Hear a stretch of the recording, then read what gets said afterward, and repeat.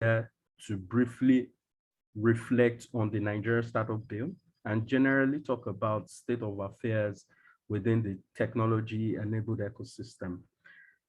Importantly, you can look through our websites to get more information about the Nigeria Startup Bill. Please visit www.startupbill.ng.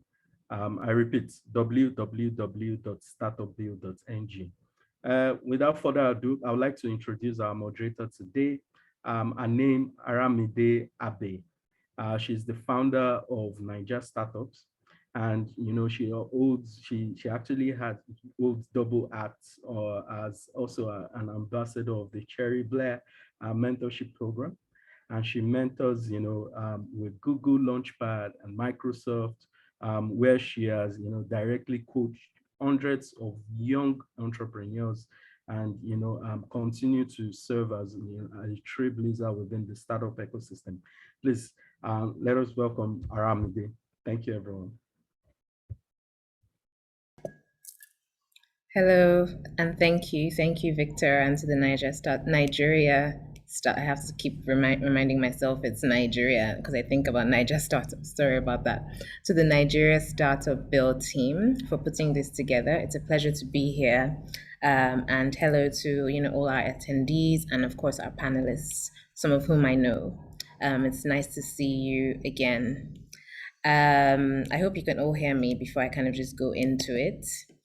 As we all know, the Nigeria Startup Bill has been something that we've been hearing a lot about over the last over a year, close to 2 years, or even more. I don't want to say more. There's been a lot of work that has been done in the background, and of course that was passed. And it's just a pleasure to see the startup ecosystem advancing in this light.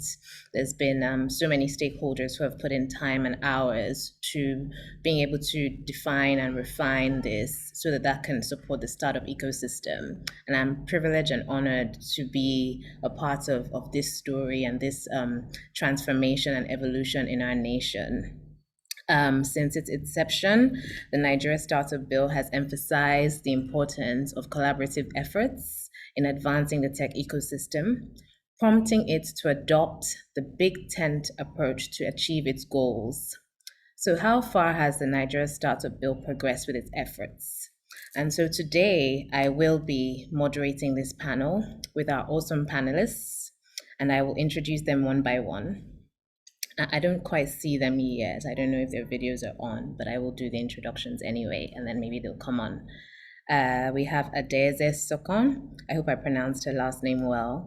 We have interacted in the past. Adeze is currently the country director for the UK Nigeria Tech Hub. She has a wealth of experience in Africa's tech ecosystem and has worked with different partners across government agencies, including the Office of the President and Vice President, to provide advisory support and program design, as well as international partners such as the EU, the World Bank, US Embassy, USAID, and so many others. So please welcome Adeze. We also have Kasim Sodangi. Apologies if I didn't get the last name properly. I tried to practice before now.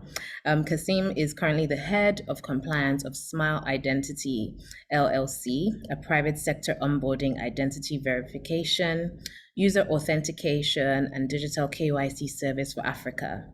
He has a diverse career in policy development, policy implementation, and regulatory compliance.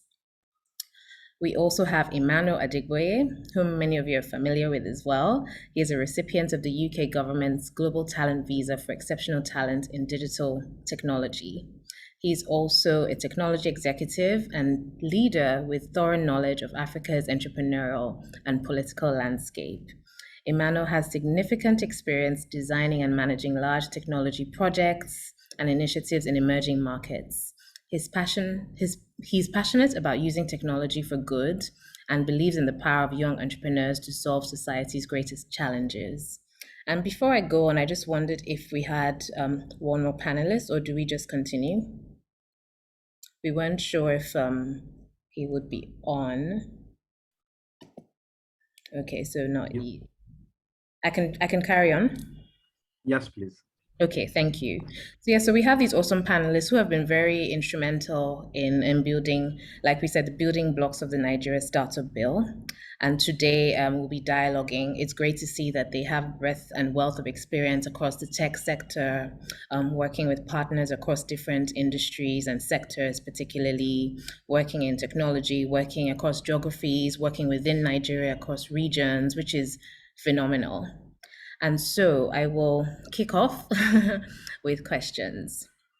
And maybe I will direct this question to Emmanuel. What stage is the NSB at right now? I think a lot of people want to know. We've been hearing a lot about it. We really want to know. So, where are we? Has the bill been passed? Has it been adopted? Where are we with the NSB?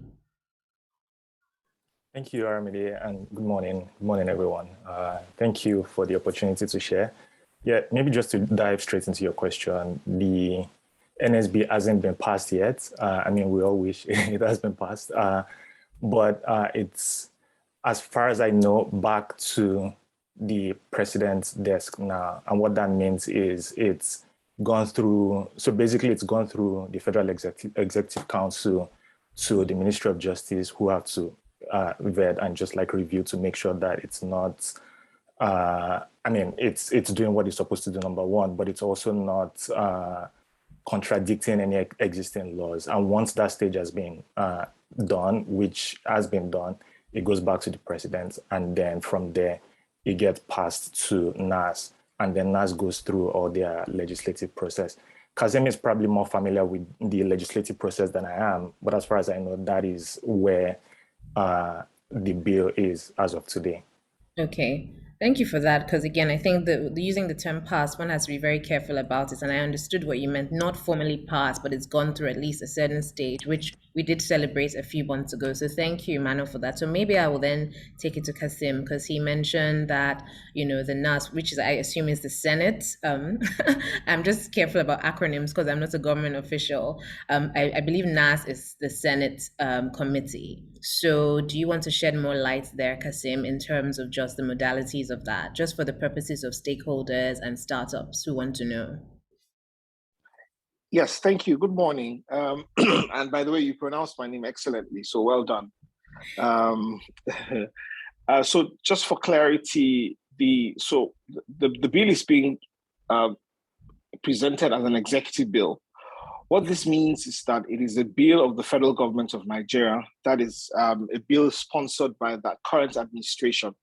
Usually a bill can be sponsored by the current administration, the administration in office, or what you call a private bill. A private bill is one that generates either from any of the houses of the National Assembly, either the House of Representatives or the Senate. So a bill can come from any of these blocks, if you like, but basically when it's not the executive, then it is a private bill. This bill specifically is to be presented as an executive bill. That's why when it was presented some months ago and we celebrated, essentially what happened at that event was that the federal government had adopted the bill as its own bill. So I guess we will segue into that conversation later in this session. But what it means is that the recommendations of stakeholders and the distilled positions that have become, sort of, if you like, codified in the startup bill have been accepted by the federal government as its own bill. But then it would normally go through other processes, like go back to the Office of the Attorney General to ensure that it's in line with and not in contention with other laws, and then just do the due diligence checks. Then the president usually will send it with a letter to the president of the Senate saying this bill is from the executive, you pass it as such. Usually bills that come from the executive are passed speedily and are given the sort of attention that they require. And you have less and less arguments. If it's a good or bad thing, that's another matter entirely. But, what this means is that the bill is in good stead and we anticipate that it will be passed, as quickly as possible. I hope this helps. Yes, it does. Thank you for that clarification, and thanks so much, Kasim. In fact, I believe arguments are good as long as we're moving in in the right direction. So as you know, back and forth, as long as again we're moving in the right direction. And I remember when this was being put together, and just looking at other nations, looking at best practice as to how that works. So we're quite excited as to where this is going, and hoping that it will be passed eventually. My next question, what are the processes involved towards getting the bill passed, which Kasim has already asked, so I'm going to skip that and say to Adeze, actually, how can the Nigeria Startup Bill benefit stakeholders such as investors, founders, and government?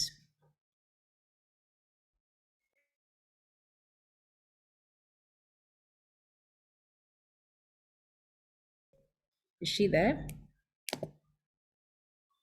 Okay. Should I repeat the question, Adeze? Please repeat. Sorry, I lost network for a bit, so I didn't hear you. No worries, sorry about that. My question was, how can the NSB benefit stakeholders? Maybe I should even take a step back. Of course, the ecosystem is broad, and for the purposes of those who don't know, we have different stakeholders from, MDAs, angel investors, industry associations, early stage startups, entrepreneur support organizations like the one I run, growth and late stage startups, youth support organizations, international donor organizations, academia and research, and of course the government. So it's a wide ecosystem that is, should be working together and works together. So my question to Adeze is, how can the NSB benefit stakeholders such as investors, founders, and government? Thank you very much, Aramide, and I'm good to connect with you again. The true essence of the bill, the purpose of it was to enable the ecosystem, as making laws work for the ecosystem. So the content of the bill, or the purpose for why it was even drafted, was to ensure that we harness the amazing opportunity that we are seeing happening in the ecosystem. So all the key stakeholders, the idea is that we'll have the policies that work, that ensure regulatory certainty and reduce the type of uncertainty and disruptions that we've been seeing that could really hamper or sort of limit the growth of the ecosystem. Most importantly is really the opportunity, harnessing the opportunity. We're seeing a lot of things happening right now, and something has really been irking at me and nagging at me, and it's that we don't repeat history in a sense, and that we use. I feel like we have another opportunity to make digital economy really trigger economic prosperity and growth in terms of jobs, in terms of revenue, in terms of better access. And so we really need to focus. And I think that the startup bill helps us do that.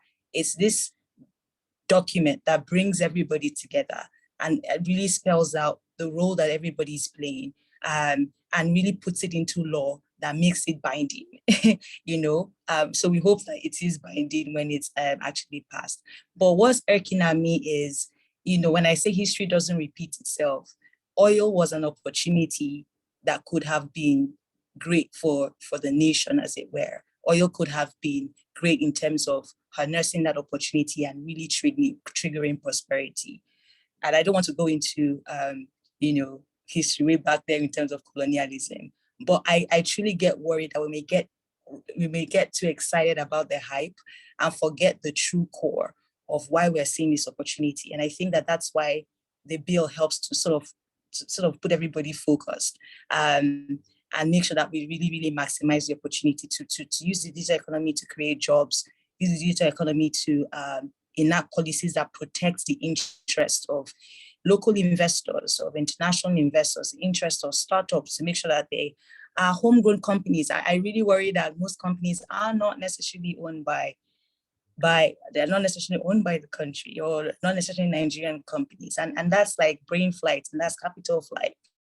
And so that's risky. And I think having the bill, for example, ensures that you protect our own. There are certain provisions that make sure that, like the label, the startup status ensures that we protect our own company, and that we truly harness the opportunity and make sure that it actually works, that the digital economy works for the country, it works for everybody. So that's why it's there, and I hope that we can understand what I'm saying. Yeah, I'll stop there. No. Very good perspective. Amazing. You've mentioned a few things there. You've spoken about the fact that it would bring people together. It'll keep us focused, which is a strong point, because there's been a lot of, like you said, disruption. A lot of things happening in silos, and so it's needed for everybody to have this sort of like thing that we're at the forefront, that we're looking to as the ecosystem moves and grows. But you also mentioned, and I guess there should be some study that should be carried out as to what percentage of these seemingly successful businesses, depending on whatever metric it is, are Nigerian owned. I think that would be interesting to know. So it's a very good point and some good takeaways there. It probably won't. It might even take me a little left to ask again, and this is to Adeze, that so is a document enough to bring the ecosystem together? And I'll probably ask you, and then maybe I'll go around and ask the others as well, just to understand your view, because it is great that we have this. It brings structure, it brings focus, but is it enough to bring, to open up the silos, to allow different stakeholders and different parts of the table to begin to talk? What are your thoughts there? I think it's not enough though, but it's a starting point. When you sign laws or when you put policies in place, what it does, it sort of it gives a multiplier effect. I mean, without the laws already, I mean, the ecosystem is doing okay. I mean, we're already seeing a number of investments, hubs are setting up, startups are forming, investments are happening every day almost. So you could see growth. But what the policy does is that it makes us harness the opportunity for the country. It makes us have a level of ownership. It makes government and everybody work together to double or to increase the prosperity and the growth exponentially. And that's what you see. So if you look at other governments, even the UK government, if you look at Rwanda and other people that have really progressive policies and laws in place, the laws were not, innovation always precedes regulation, right? But you can see that the regulation came to protect consumers, but also promote the innovation and expand on the innovation. And so that's what the bill is going to do. It's not enough. It's not the only thing that needs to happen. Once the bill has been signed into law, then it puts everybody on their toes. Everybody then has a responsibility. Even the startup has a responsibility to comply. Government has a responsibility to implement and ensure that those incentives that we put in place actually happen. So everybody now has a responsibility. So beyond the act is then now fulfilling and executing on the act to actually reap the benefits for why the act was actually put in place. So it's a stepping stone. It's needed. But it's not where it ends. It sort of triggers the movement. Yeah. It's very, very good points there. I'm going to ask Emmanuel the same question. Thank you, Adeze. Yeah, I agree with Adeze, and I'll just emphasize the fact that the NSB as a bill or as a single document isn't a silver bullet, right? And I think it's important to emphasize that it is super important, and I'll explain that why it is in a second. But I think it's important to emphasize that this is going to be an ongoing process, right? But to also pick up on something that Adeze mentioned about the opportunity that we have, I think that one opportunity that this bill also presents, which is something that has actually gone into how we then decided to engage, how we decided to even work on putting all of this together, is the fact that, I mean, if you've been in the ecosystem long enough, you would recognize that there are a number of different silos here and there, right? But because this bill is meant to support and like catalyze, hopefully, the growth of the ecosystem even further, right? We thought it was important that for the first time, at least as far as I'm aware, let us all work together to ensure that this bill gets passed. Because at the very least, even if the bill doesn't do anything, I think that what it would do, first of all, at least that's my hope, is that it makes it easier for the government to even just get out of the way in that sense. So incentives are great and all of that, but as I talked about regulatory certainty, and I think that anyone who's been in the ecosystem long enough knows that more than anything, that's what's really needed to ensure that, the progress that's been happening organically and things like that doesn't get disrupted. So if the bill doesn't even do anything, if it's able to guarantee regulatory certainty to a certain extent, I think that's a great thing. But like I said, it's not a silver bullet. And you know what, there would have to be maybe even further bills in the future. For instance, I'll give you an example. The bill, for instance, may not be able to solve problems at the state level, for instance, because state governments have like jurisdiction over like certain issues. So if we're able to, again, using the approach that we've leveraged to get this bill to this point, and maybe I can talk a bit more about what that engagement process has looked like to date. But the important thing is that I think that we have an opportunity for us all as an ecosystem to work together, which is what we've done to this point. But I mean, we're not yet there. So there's still a lot more work to be done to say, hey, you know what? We've seen so much growth in the ecosystem happen organically, right? How do we ensure that that is protected, number one?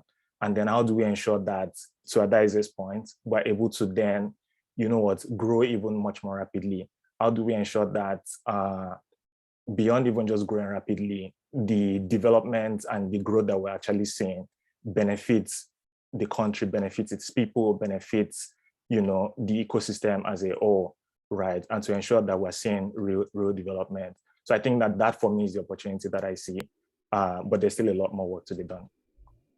Thanks for that, Emmanuel. And Kasim, any thoughts or different perspectives? Sorry, could you just redirect the question so that I'm able to frame it in context? Yes. So the question was that is this bill as a document enough to open up the silos to bring these different stakeholders together within the ecosystem? If implemented or operated the right way, yes. It has that platform. One of the key features of the bill is this platform that allows consultations and conversations at various levels.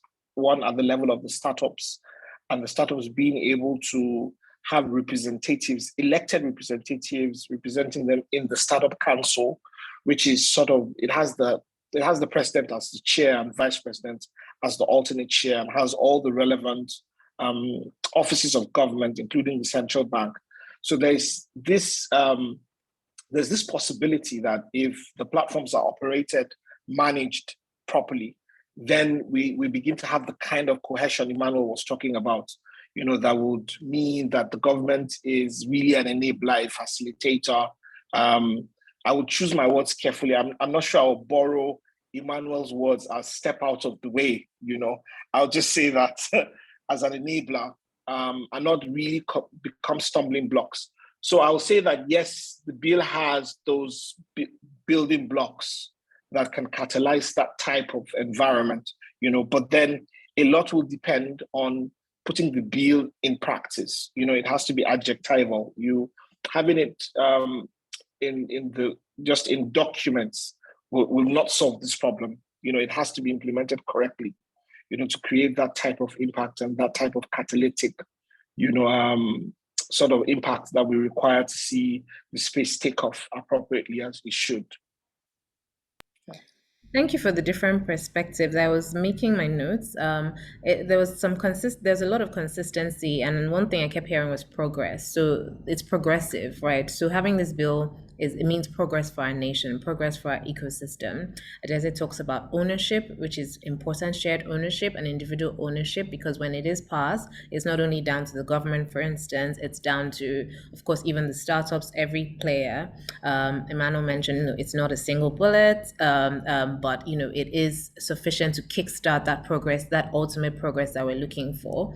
And Kasim did say, if it is good, but then the players also have to play their part, and it also has to be led and chaired by the right stakeholders, because sometimes, as these things happen. If you don't have the right stakeholders chairing such, then it's deprioritized. So very good, amazing points. Thank you very much. I'm someone who listens and like actively just takes notes as you give your contributions.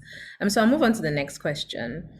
On the NSB website, it reads that Big Tent approach was the approach for ecosystem. It reads that Big Tent approach was the approach for ecosystem engagement, sorry. Please provide more explanation on this Big Tent approach. Even I was trying to kind of sum it up in a way, and I was like, Big Tent, what does that mean? So maybe I'll ask Kasim, actually, what this Big Tent approach, what this we're speaking to when we say this Big Tent approach. Okay, I'm sure Emmanuel will do a better job at it. I mean, he's just deft at it. But I could, just say that what it does mean is the Big Tent means that there was a proper analysis was done of those who are key stakeholders in understanding or having to put this bill forward, and it being able to create the content and the groundswell of ideas, and then the if you like, the effects you will need to create the buzz, and then also distill the thoughts and challenges that need to be addressed in the bill. So the approach essentially entailed being able to understand the various stakeholder groups, the sort of perspectives, and the reasons, why they're engaging with this bill. So, I mean, kudos goes to the operational team by Adeze initially, Victor eventually, and the rest of, and Oswald, for being able to bring in all kinds of stakeholders who one wouldn't have thought immediately, were connected to the bill. But I mean, the analysis and the engagement was able to connect even those who were remotely connected to the bill and who had responsibilities, perspectives, or even capacities to enable the bill. So essentially, it was a very big tent because it did engage at various levels, up and down, to ensure that there was this robust idea that came forth as the content of the bill. Like I said, I'm sure Emmanuel will add some perspective to some of the detailed activities and sort of the approaches that were used to do this. But I would mention that one critical part of it was, one will think about this bill, stakeholder-led, private sector-led. How do we think about government? This bill successfully, I must say, engaged various tiers of government and key government players, and was able to align the bill with their purpose, with their objectives, and even how they aligned within the national strategy. So I think that that's one area the bill was really exemplary, and there's a lot to be curated and learned from how this bill approached, the stakeholder issues and aligning multiple complex, perspectives into a distilled document, So I'll just leave it here for now. Thanks so much for that. In fact, I love how you mentioned that it is private sector owned, because the assumption might be with some that it is public sector, it's owned by the government, but it's actually owned by the private sector with, of course, the support of the government to enable this. So thanks for that. And I toyed between you and Emmanuel when I was thinking about who to throw the question to. So I'll now ask Emmanuel to probably speak to this Big Tent approach a little bit more for us.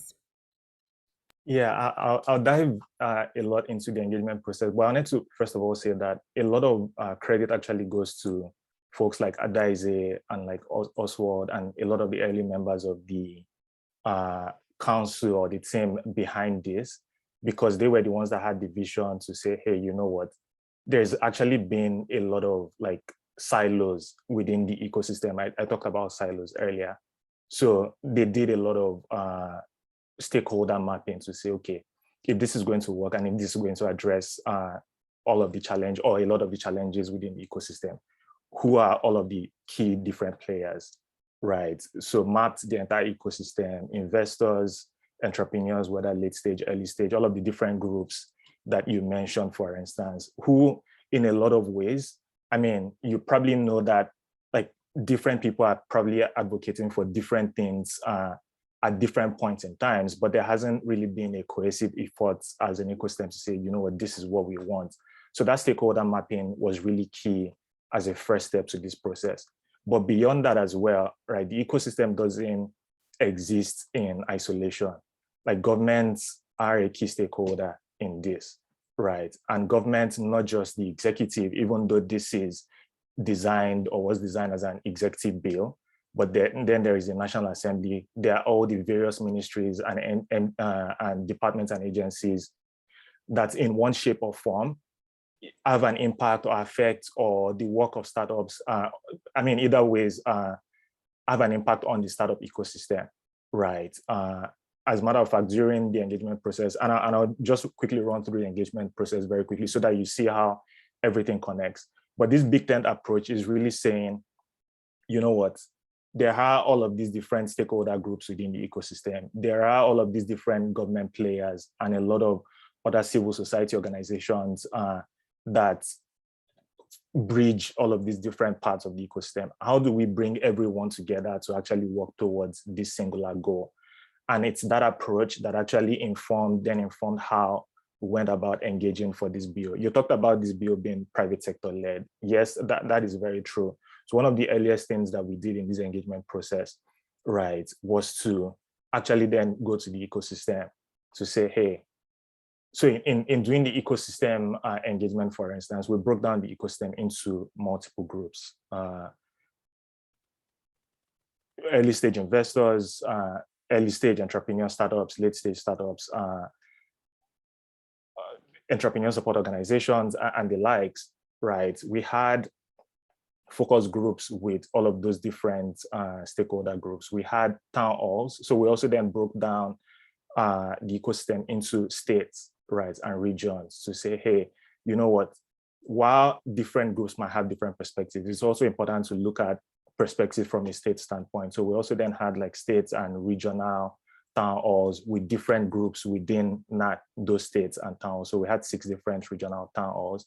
And then we had national roundtables, we had national town halls as well. TechAbout was one of the first to help like put together those town halls. And then we had a follow-up town hall later in the year with NESG. But the big tent approach really is about like bringing together all of these different stakeholder groups towards achieving this goal. Sounds like a lot of work. Amazing. A lot of credit actually goes to the volunteers behind this, right? All of the different roundtables, all of the different town halls that I mentioned happened, they were organized by the ecosystem, right? And by volunteers within the ecosystem. So a lot of credit goes to the people who actually like did the work on the ground. Yeah, I think that's really notable. Just and to give context to to the ownership and the direction, because again, there's always this perception when you think about a bill, you just assume it's government for government by government, but it's actually being driven by the people on the ground. A lot of them volunteer their time and their efforts. So kudos to all of you. I think Adeze has her hand up and wants to contribute. Yes, also just to add to what Emmanuel said, I think he already did justice to the different ways the ecosystem came together.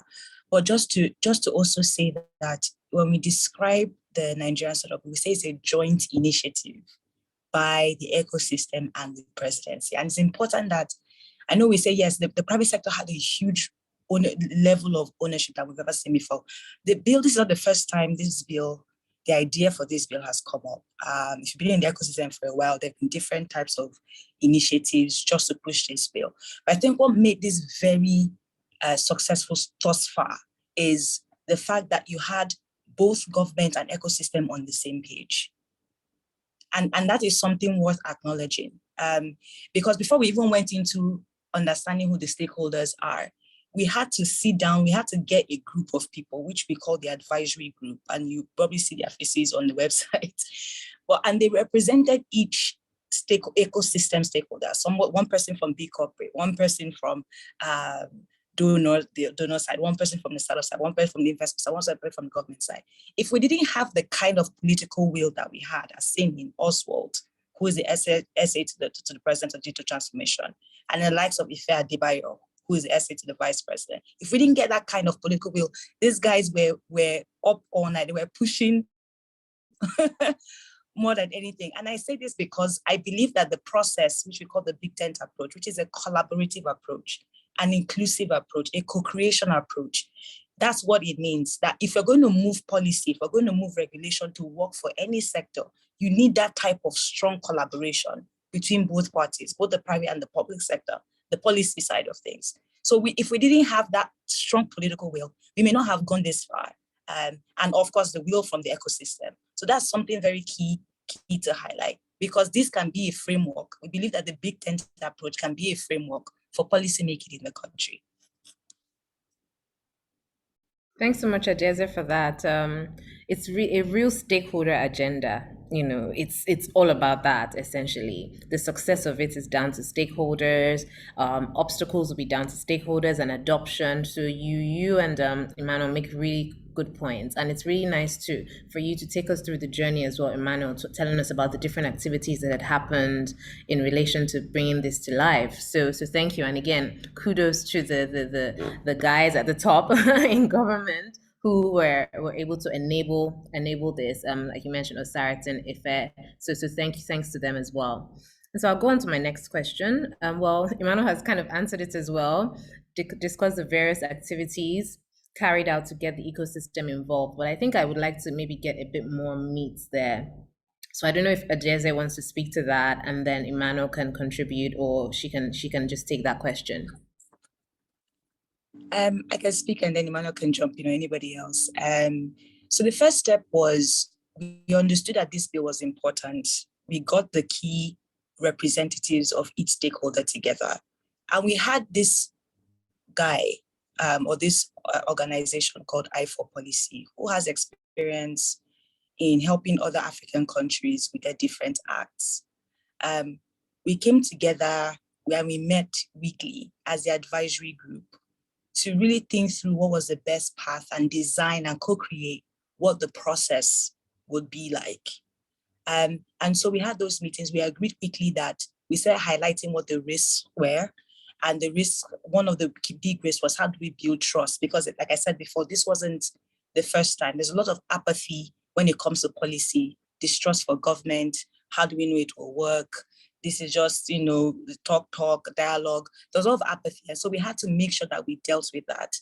The second thing is so dealing with that, we had to do there's a lot of communication around building people's trust and saying that, look, if we don't do it, who's going to do it? And so you find a lot of communication and media conversations going on just to reduce the appetite, and just involving government and getting government to sort of endorse the process. We had the Minister of Communications Technology who speak at the Nigerian Economic Summit, pre-summit on digital, on the bill, just talk about his level of commitment in seeing this through.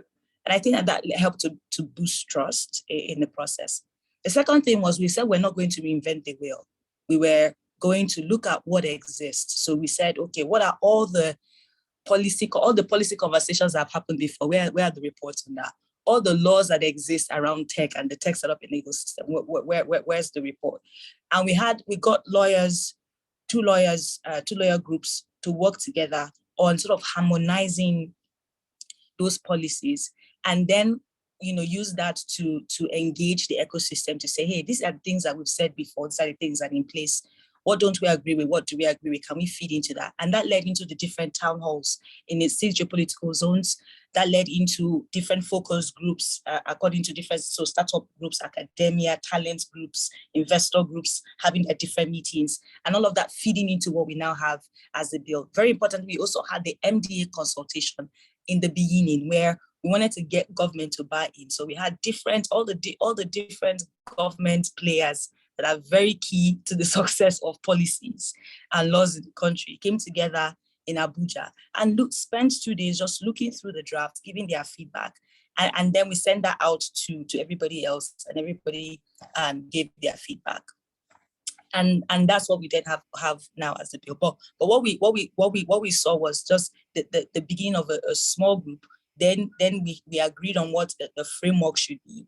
Then we went into engaging governments, getting their buy-in. Then we went into town halls, then focus groups, and it just went around into different into the public sphere. And like Emmanuel said, we then had different volunteers join the bandwagon. What's interesting to note is that also, always used to say something. You always say, "Look, we're going to get started." We didn't have all the resources that we needed at the beginning, but we just started. And it says, as you start, everybody will jump on the wagon, and that's actually what we saw. And which is like a very startup, is a startup link, I guess. It just starts, right? And as we started volunteers, we had tons of volunteers joining, people supporting, and it still needs support because there are different phases of the project. So if you're here and you can support, we are still encouraging people to support financially and non-financially as well, because there's still a lot more that needs to be done. So that's sort of like how it came to be and how the process unfolded. Thanks, Adeze. I want to quickly synthesize before I ask Emmanuel as well. So can you just tell us what MDAs are? I realized that I mentioned MDAs and I didn't spell it out. So for the purposes of those who don't know, what is an MDA? An MDA is ministries, departments, and agencies of government. Okay. So ministries, departments, agencies, MDAs. Yeah. Agents. And you mentioned how it was an evolving strategy. It wasn't just, oh, let's agree and then do. You kept going back to the drawing board, doing a lot of listening. You've mentioned communication was key, which it is for any type of new thing you want to introduce into the environment, the business environment, the ecosystem. So I'm actually glad that was the first thing you highlighted. And of course, you've mentioned all the groundwork. And in my mind, I think about some of the things you've done they came from more of like an experiential standpoint. So it made sense that the working group were people who were, of course, solid people, but also people who had worked, driving these types of strategies, working with startups, working in just all sorts of ecosystem activities or activations that would understand what worked and what did not work. So again, kudos to the group and of course to the organizers. So Emmanuel, did you want to contribute and add anything to that? I mean, there's not much to add except to say that I think what we were really hoping for and what was really at the core of how we approached the engagement was to ensure that this was owned by the ecosystem, right? And that we were solving the right problems. So it wasn't just like fancy ideas that we had. This was as a result of like consultations with all of these different stakeholder groups. So, which is why, I mean, first of all, like the focus groups, for instance, it wasn't, I mean, some of these guys had access to the draft of the bill to say, hey, you know what, we've done all these town halls, we've collated feedback from all of the different regions and states, and this is what they are saying that they would like to see in the bill, right? We then went into focus groups with different stages of entrepreneurs, different entrepreneur support organizations, angel investors, and things like that to say, hey, here's what the legal team that Adeze mentioned, legal teams have put together. Do you think that this addresses the issues? What else would you like to see, right? And those were sort of the principles that guided a lot of the activities to say, hey, it has to be solving real problems for the startup ecosystem. Two, it has to also be led by the startup ecosystem in terms of even how like all of this is done. So, I mean, like all of the town halls that we had were entirely like run by ecosystem folks, if that makes sense, right? We had all kinds of different WhatsApp groups for like planning. We had all of different people on the ground who were doing the groundwork in all of these different regions and things like that. And for us, all of this was important because we wanted something that represents the needs of the startup ecosystem, because otherwise, like, yeah, like what's the point? But beyond that, I think it's also important to then highlight the MD engagement as well. So when all of that was done, it was then, we then got to the stage of, okay, all of this is fine and good, but the reality is that there are at least 25 different MDAs, as it were, and we've defined what MDAs are, that their work in some ways touches on all of these different issues. So we can say, oh, we want to give 10 years tax holidays to startups. But if the agency that's responsible for that says, well, the law doesn't actually allow us to do this, then it has to then be a negotiation process to say, okay, what do we have to give, or like what's possible, and like are there ways that we can amend this or whatnot, and all of that. So that NDA engagement that I mentioned was then a period of, here's the draft that we've curated, as it were, based off of feedback from the ecosystem. Then there was that, okay, can this work? What's possible? Why would this not work? And you know what, this is really important to the ecosystem. So how do we make this work? And all those conversations happen during that MDA process, MDA engagement process. Now, when all of that has been done, and all of this is important, because if we didn't do all of that, if the bill gets to the desk of the president, for instance, because this is an executive bill, right? The reason why we had not too many issues, as it were, right, at then the justice stage, is if all of the due diligence that needed to happen rather at that point, if we didn't do all that NDA engagement and all of this, the reality is that it could have been thrown out because someone just on technicalities be like, this is impossible, right? But the reason why, and all of this basically is as a result of, again, kudos to a lot of the thoughtfulness and vision at the early stages to say, how do we address all of these risks in how we address, in how we approach engagement, basically. Anyway, yeah, I feel like I've said a lot, so I'll just pause at this point.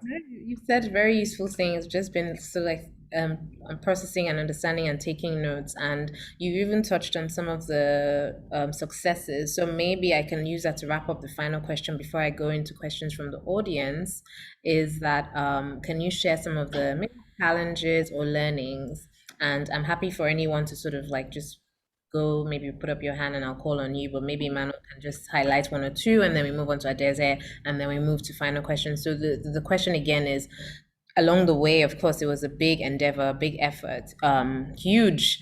What sort of challenges did you encounter? I'm sure you must have encountered some. It's great to know that at the justice system, there weren't that many, but what sort of challenges did you encounter? And of course, learnings and successes from this whole journey. Actually, can I ask that Kazim starts answering this question, because Kazim, I mean, it doesn't let us. Sorry, I'm not calling him because I could just see his name. Sorry about that, Kazim. So I should take the question back to you. His video is not on. Okay. So Kazim is, I mean, it doesn't let out much, but it's one of the real powerhouses behind this bill. So amazing. I want to know. Yeah. Okay. So Kazim, Emmanuel, I would sorry if I've been quite mobile. I've been doing a number of things at the same time, so I had to connect through my mobile phone. Emmanuel is being super modest. I mean, I know I did make some input, but tons of the heavy lifting came from Emmanuel, Adeze, and the rest of the guys, who, as Adeze explained earlier, who had to really go through through the grunt work. But from my perspective, which looking at the bill, I would say that one of the not so obvious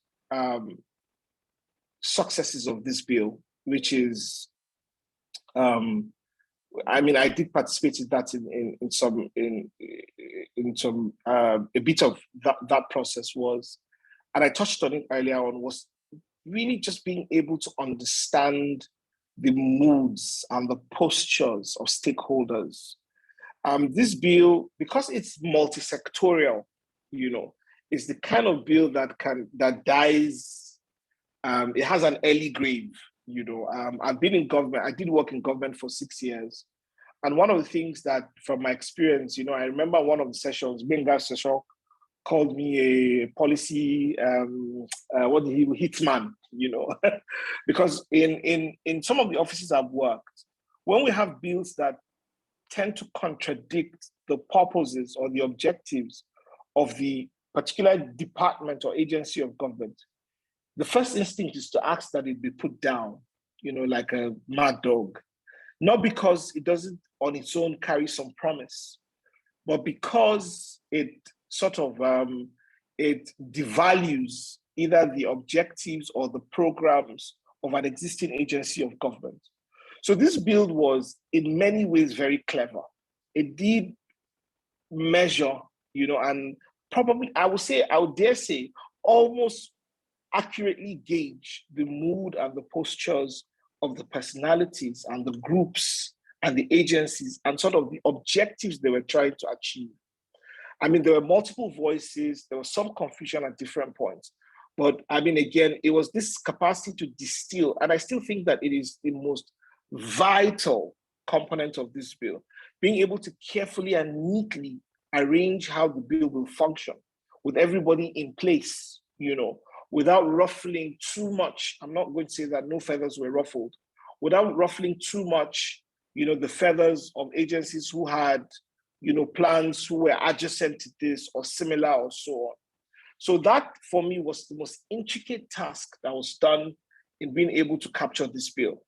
I know that many more effort went into it in terms of the engagement and so on, but being able to align these objectives was a very delicate balancing work, and I think that is something to learn for those who were part of the process, that you may just throw in a line in a bill, but it's just a trigger. Someone sees that line and the bill cannot move, So first, it was victory on many levels that when it got to the Federal Executive Council, there wasn't any serious opposition or objection to the content of the bill.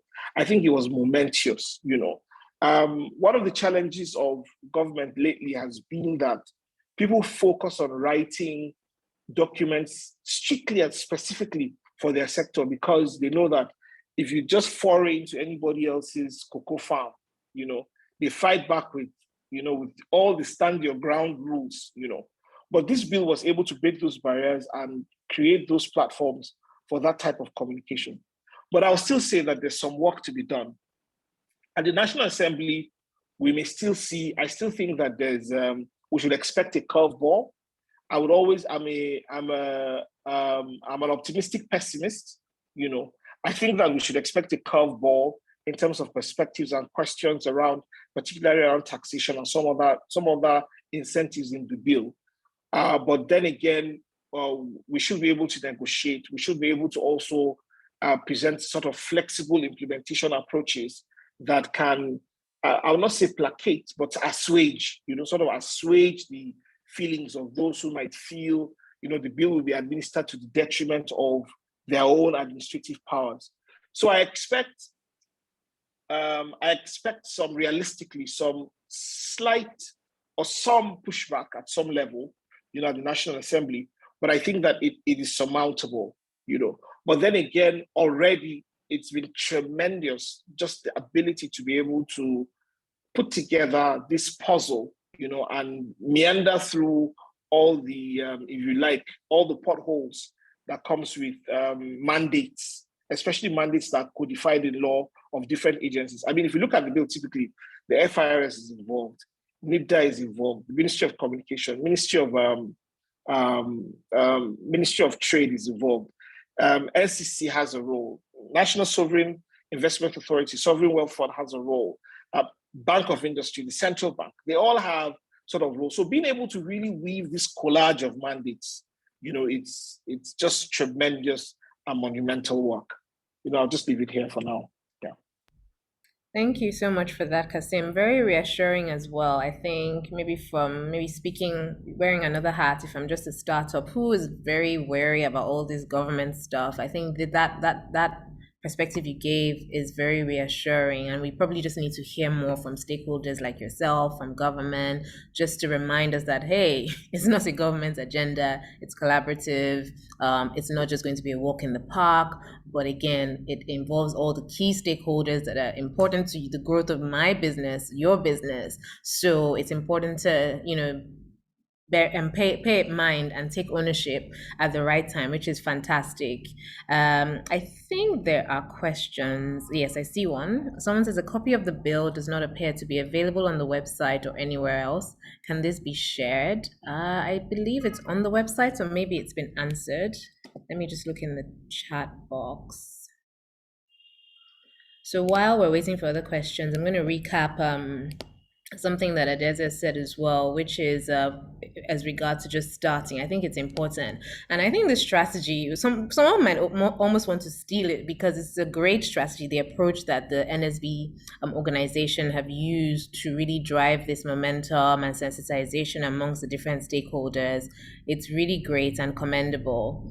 And so, if there are no other questions, perhaps the team want to respond to the question on the bill. Maybe I call on Victor to just speak to that, please. All right, thank you very much, Aramide. Thank you for the question and Joy. So as it stands, the bill is not yet on the website. And the reason why we've not yet uploaded that is we just want to ensure that we've gotten to the point where we can actually, publish the bill. But we have like a summarized version. If you participated in our last series where we talked about the contents of the bill, we actually shared after the session, we shared the summarized version of the bill that just captures key content that has also been touched upon today. So we would also for those that participated today, we would also share the summary of the bill with you. But please look out for when we would actually upload a copy of the bill. Not now, but soon. You should actually expect that. All right. Thank you very much. Thanks, Victor. And I think that If I speaks can to just, communication as well. I don't know who was just about to say. Aramide, if I can just add a bit of perspective to that, maybe just to pick up on some of the challenges that we experienced in relation. Sorry, Mano, before you do that, actually, what I wanted to say was Victor mentioned that it's not the summarized version is not available, but you might want to just share a short link for people because there will be people who will watch this after this session that would want to access this summarized abridged version. So it'll be useful. And I guess that speaks to the communications piece as well, where we're just constantly sharing and communicating. Because if I got off this call, I may not even remember the conversation from today, but that kind of just helps to keep it front of mind. So if that can be shared some way, social media, that would be useful. Sorry, Mano, over to you. Yeah, I was just going to add to what Victor said, to say that, I mean, from an engagement standpoint and from an ecosystem engagement standpoint specifically, right? I mean, I was one of those advocating for, this bill needs to be like in everybody's hands, right? But to go back to what Kazim said, like it was important for us to also be very strategic, so to speak, and deliberate in how like this is put out in the public, right? Which was why everyone, for instance, had an opportunity to contribute to the drafting of the bill. But then, like, because we're managing a lot of different stakeholders and all of that, it was important. I mean, imagine if like a draft of the bill is in public, for instance, and then some MDA, it goes to some MD and they feel like, hey, we've not even agreed to this. Like, why is everybody saying, do you get? So we've been very sort of deliberate in how like we manage. And I think it's important to emphasize this because one of the things that we also had to surmount is like trust within the ecosystem. So I'm explaining this so that people understand that like we're not trying to audit the bill or whatnot, but we're just managing a lot of different factors. But one thing that I would also say is because now we've done all of this work to put together this draft and then submitted it to the president, it's actually now a quote unquote federal government document, right? And when this gets passed to NAS, the National Assembly, the National Assembly has a process whereby there's actually now going to be public engagement on the bill itself. So at that stage, like everyone would have like access to it and be able to say, hey, you know what, this, I'm not sure I agree with this, can this be included and all of that. And NAS has their own public engagement process that would still happen. But it was important for us to be deliberate in just like how to protect the integrity of the bill in how we distributed this. But as Victor said, there is a draft summary that can be shared and has been shared. Okay. If it's a draft, should it be shared? If it's not I don't know.